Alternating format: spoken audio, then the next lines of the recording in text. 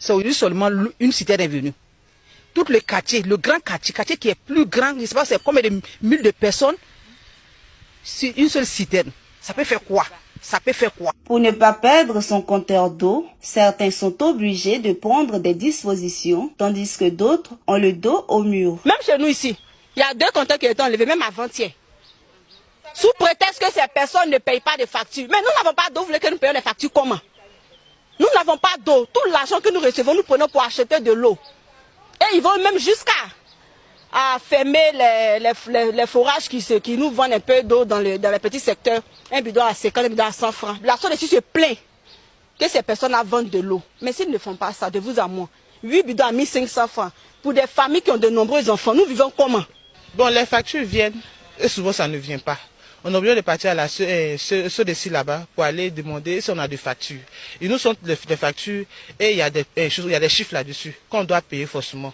Et quand on se plaint, on n'a pas l'eau. Et puis on va acheter les factures. Nous disons que c'est l'entretien. Mais on entretient de quoi? On doit entretenir quelque chose, qu'au moins l'eau vient dedans. Mais on entretient quelque chose où il n'y a pas l'eau. Et puis on paye l'eau ailleurs et puis on va venir payer encore les factures. Je me rappelle bien, avant la CAN, il y a des agents de la SODECI qui sont passés ici avec des voitures, sont venus enlever des compteurs. Selon que quoi qu'on n'a pas payé des factures. Bon, vous avez venu enlever les compteurs, on les poursuit après pour qu'ils mettent notre compteur. Parce qu'on pense bien que non, à l'avenir, l'eau va venir. Mais vous avez venu enlever les compteurs là, il n'y a pas l'eau. Ils ont enlevé plusieurs compteurs. Là, fourgonnette mettait plein de compteurs. Ils ont enlevé les compteurs. Tant que tu n'as pas payé les arrêts que tu dois là, on ne va pas mettre ton compteur. Donc on a eu beaucoup de ce genre de cas là. Donc on demande pardon au président, aux bonnes volontés, à des ONG, s'ils peuvent nous aider. Il y a un moment, même facture est venue plus de 60 000. Mais on ne sait pas comment on a fait et qu'est-ce qui s'est passé au juste. Mais si on doit venir arranger les compteurs, on va faire comment? On est obligé de payer. On est obligé de payer. Même si tu n'as pas l'argent, tu es obligé d'aller emprunter de l'argent et payer. Pour ne pas qu'on puisse venir arracher. Pour mon voisin, on dit il doit. Et pour les propriétaires de maison, il en a 2 compteurs ici. Mais eux, ils disent c'est passé, il doit. Malgré il n'y a pas l'eau là, facture vient. Ça vient cher, souvent 9 000, 11 000, 12 000. On ne sait pas où ça quitte.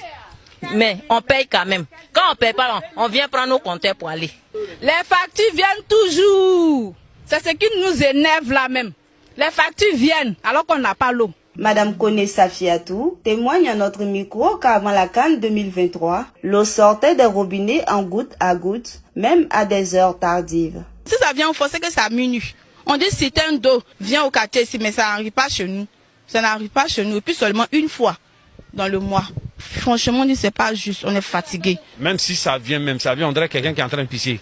Ça peut mettre, pendant toute l'année même, ça peut même pas remplir une barrique. Au moment où l'équipe de Motiamo Plus était sur place, une moto tricycle qui transporte de l'eau dans des bidons venait de pointer son nez et là, le conducteur refuse de nous donner les explications sur les tarifs.